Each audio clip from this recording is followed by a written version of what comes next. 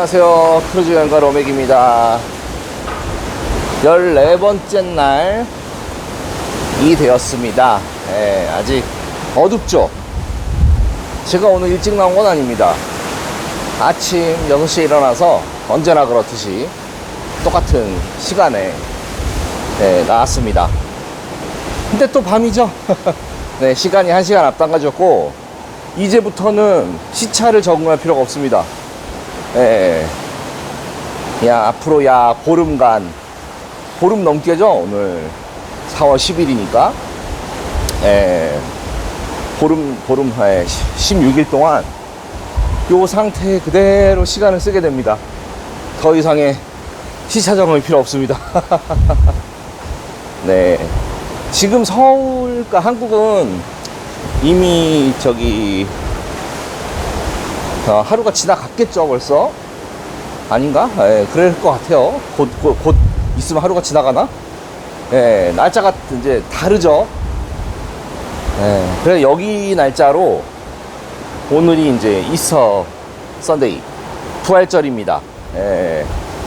그러고 보니까 제가 지난 크루즈에서 땡스기빙 데이 날 크루즈에 있었고, 이번에는 또 부활절에 있네요. 의미 있는 날입니다. 그래서 어떤 게 있나, 플랜이 어떤 게 있나 봤더니 그냥 미사만 있는 것 같아요.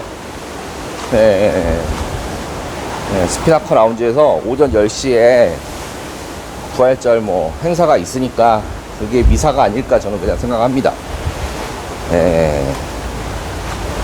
그래서 혹시라도 제가 이제, 저는 종교는 없는데 궁금하니까 한번 가볼 수도 있습니다. 근데 그 시간이 트리비아랑 또 겹쳐요. 어떻게 할지 모르겠어요. 그렇습니다. 이제 오늘은 이번 항차의 마지막 시데이입니다. 마지막 시데이라 좀 아쉽습니다. 왜냐면 제가 시데이마다 여기 이제 미국 큰 누님들하고 맨날 놀고 있거든요. 어제도 언제야? 점심때 만나갖고 거의 잠잘 때까지 거의 같이 놀았습니다. 역시나 카드게임도 하고, 그 다음에 선 내에서 벌어지는 각종 게임쇼라든지 밥도 같이 먹고 그랬어요. 근데 이제 이 친구들하고 놀면 좋은 게 영어도 이제 계속 들으면서 어찌됐건 도움이 되고 있고, 또 문화를 설명을 해줘요. 멤버 구성이 다르다고 말씀드렸어요. 말씀 안 드렸나? 한 명은 인도 계열, 한 명은 중국 계열, 한 명은 유럽 계열인데, 미국 자체가 그렇잖아요. 미국 원주민이 아닌 이상 다 어디서 왔잖아요. 한 명은 조상이 오스트리아 헝가리 제국 쪽에서 왔다고 알고 있어요. 본인도 확실하지 않대요. 그쪽인 것 같다. 그래서 다양한 문화를 가진 사람들이 같이 놀고 있습니다. 그리고 줄리는, 저랑은 이제 패키지가 없지만 이 나머지 2명은 비버리지 패키지가 있단 말이죠. 주류 쿠폰이, 주류 패키지가. 그래서 진짜 마음껏 술을 먹습니다. 마음껏 먹습니다, 진짜. 그래서 선내에서 친구를 사귀는 게 이렇게 중요한 겁니다. 재밌게 놀 수도 있고, 만약에 이 배가, 제가 어제도 말씀드리고 계속 누누이 말씀드리지만, 약간 재미가 없다, 약간 헐렁하다라고 말씀드렸잖아요. 이렇게 친구들 안 사귀었으면은 혼자 왔기 때문에 되게 조금 심심했을 거예요. 그리고 노래도 많이 듣고, 또 자쿠지 같은 데 많이 갔을 거고. 근데 요즘 최근에 시댁에서는 물에 몸을 담글 시간이 별로 없어요. 예. 그렇습니다. 그렇게 아쉬운 시데이가 이제 마지막입니다, 오늘.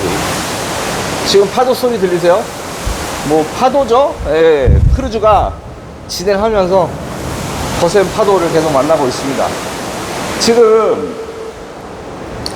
아메리칸 사모아 입항할 때부터 떠난 오늘까지 3일째 바다가 잔잔한 편은 아닙니다. 파도도 조금 치고 있고 확연히 움직임을 느낄 수 있는 그런 정도의 형태입니다. 근데 심각한 정도는 아니고요. 어제는 제가 오바이트를 좀 했습니다. 근데 그게 이 배의 움직임 때문은 아니고 너무 많이 먹었어요. 점심에 인도 요리가 나왔는데 저번 제가 언제야 며칠 전에 친구들하고 같이 저녁을 먹다가 그 인도 계열 친구가 특별히 레스토랑에서 주문했던 그 빵이 나온 거예요. 그래갖고 너무 많이 먹었어요. 그러다 보니까 약간 체한 것 같아서 그래서 오버히트를 한 거지 뭐 배 움직임 때문에 그런 건 아닙니다. 하지만 이 진짜 크루즈가 아무리 크다 그래도 진짜 자연 앞에 장사는 없습니다. 그래서 어제도 또 직원하고 얘기할 시간이 있었는데 직원이 얘기하는 거예요. 자기가 여기 근무하면서 태평양 횡단을 3번 해보고 대서양 횡단을 5번 했는데 제가 타기 전 항차 있잖아요. 그 항차인지 그 전 항차인지 그때가 최악이었대요. 자기 크루즈 타면서 정말 무서웠다 그러더라고요. 그래서 얘기를 들어보니까 이제 자기도 이제 캐빈에서 쉬면서 카메라를 보는 거예요. 어떤 카메라가 있냐면 브릿지 캠이라고 있어요. 어떤 데는 보호 캠도 있습니다. 그러니까 앞에 진행하는 방향에 카메라가 있어서 그걸 TV 화면으로 볼 수가 있거든요.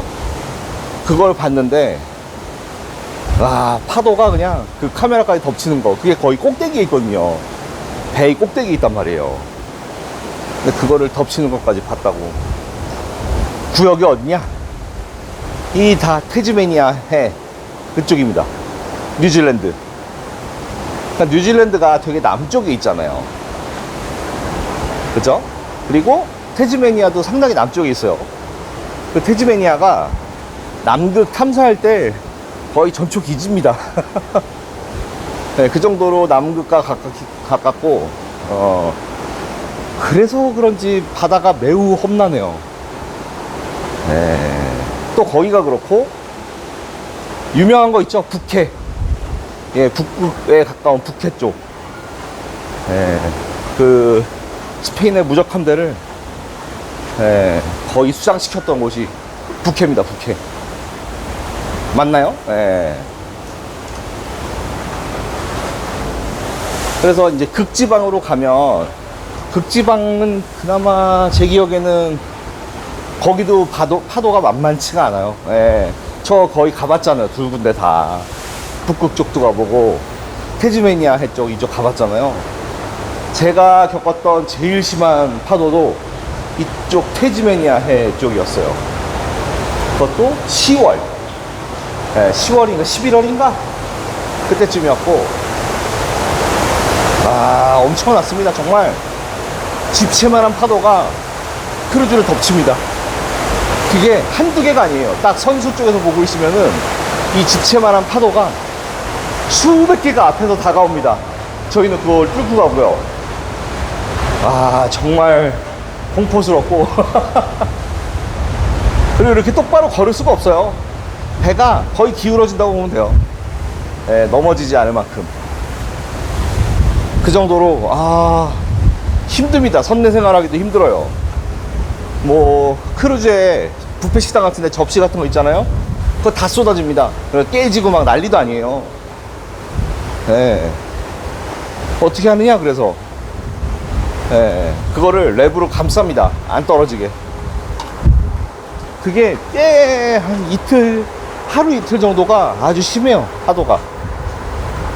그러면 사람들이 이제 복도 같은 데 걸을 때 좌우로 배가 한 30도 정도, 네, 30도면 너무 심한가? 아무튼 기울어져요. 30도는 아니겠다.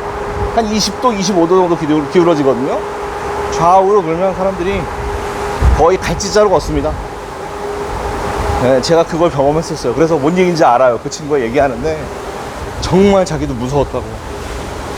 와. 근데 그런 구간들이 꽤 있어요. 북극 쪽. 그쪽은 그 정도로 심하진 않았는데 그래도 파도가 좀 센 편이었어요. 이거보다는. 지금 이거는 거의 애들 장난 수준이죠. 네. 그래서 이제 그러잖아요. 사람들 물어보잖아요. 야, 크루즈 타면 멀미 안 해? 물어보는데 이 크루즈 그 평온한데 지중해 아니면 카리브해도 태풍 오면은 답이 없어요. 그 좋은 환경에서 크루즈 탔던 분들은 야, 무슨 크루즈가 집채만한, 응? 집채보다 훨씬 크죠, 크루즈는. 야, 빌딩 같은 게 다니는데 크루즈에서 무슨 멀미를 하냐 막 그러시는데 그거는 그분이 아주 좋을 때 여행을 했기 때문입니다. 크루즈도 가끔 이제 그런 곳을 지나가게 되면은 답이 없습니다. 매우 하루 왼종일 바이킹을 타는 느낌? 진짜. 아, 저는 놀이기구를 좋아해서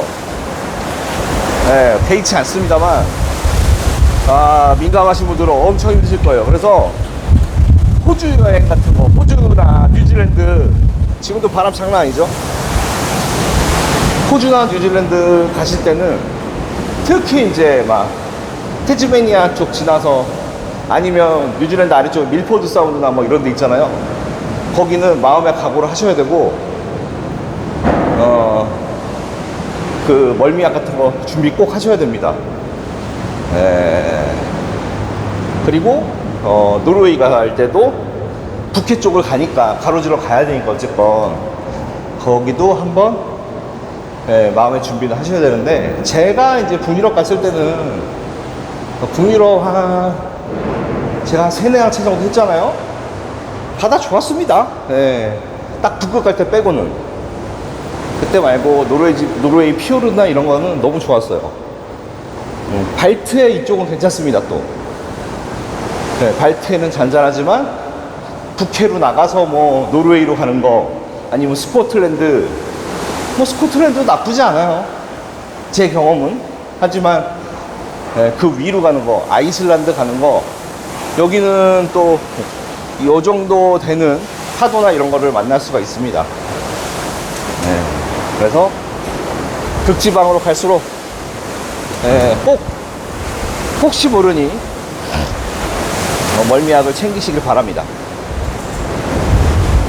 대부분의 크루즈는 태풍이 심하면은 비껴가요. 저기 다른 데로 갑니다. 우회해서 갑니다. 근데 어쩔 수 없이 이렇게 막 횡단을 해야 되고 막 이런 거는 답이 없어요. 돌아갈 수도 있지만 뭐 그리고 돌아간다 해도 일정에 웬만하면 다 맞춥니다. 100% 거의 다 맞추니까 95% 이상 걱정 안 하셔도 되고. 카리브해 같은 데도 허리케인 많이 오죠. 또 우리 아시아도 태풍 많이 오잖아요. 그럼 오는 지역이 많아요. 근데 이제 지중해 이런 데는 태풍이 없습니다. 그래서 제가 이제 계속 말씀드리는 거, 첫 여행은 지중해로 가셔라. 하지만 지중해도 요거 정도 되는 파도는 만날 수 있습니다. 어느 쪽이냐? 약간 동부 쪽.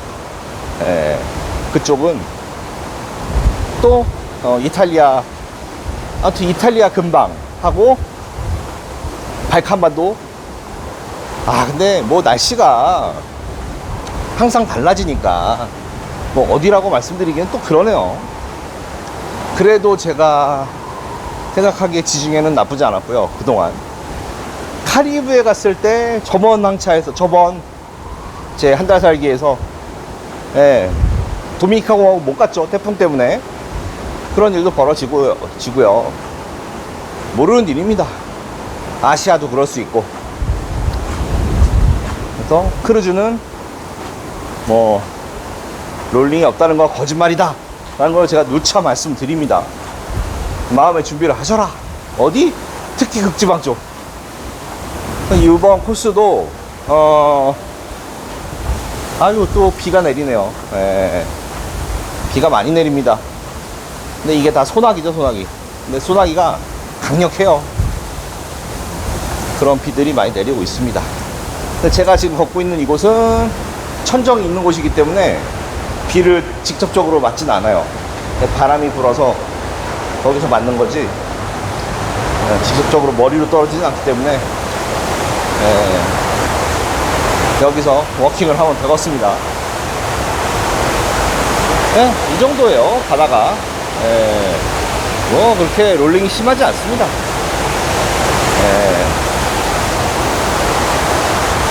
또 어제 이제 제가 봤던 행사 중에 하나가 뭐냐면 아이고 기가 들이치네 여기는. 너무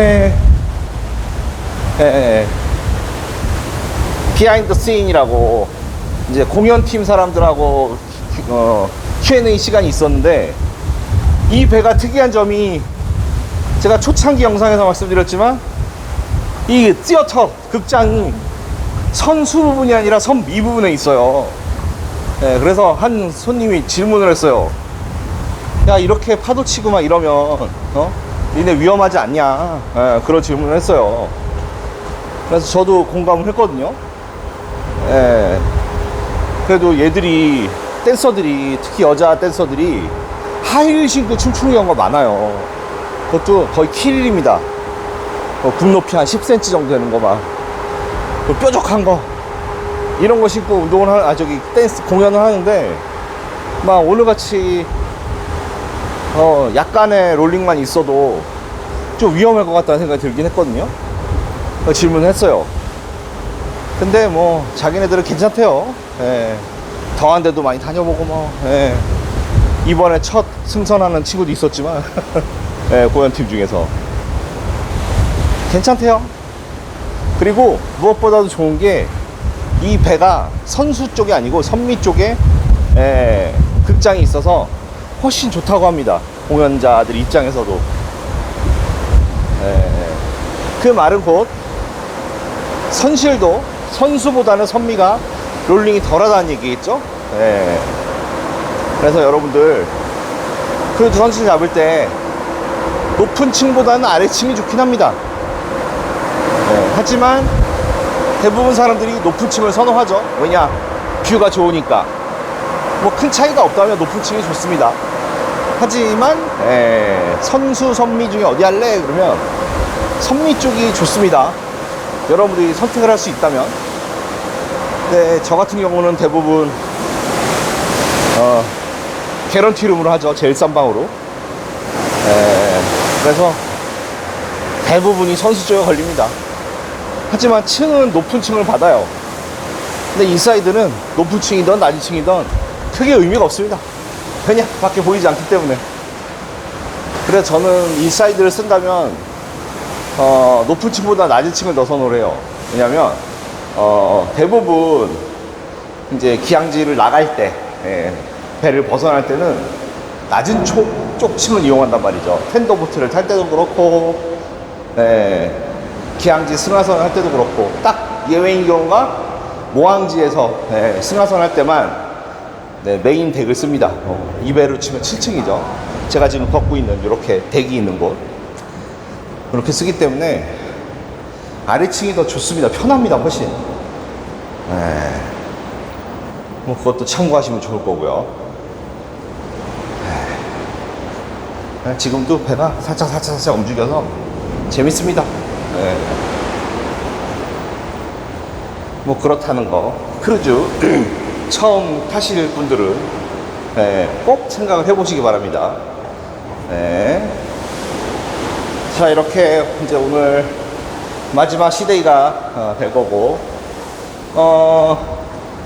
참고로 이제 이 남태평양을 다니다 보면은 이 이제 배에 크루즈에 카지노도 있고 면세점도 있고 하단 말이에요.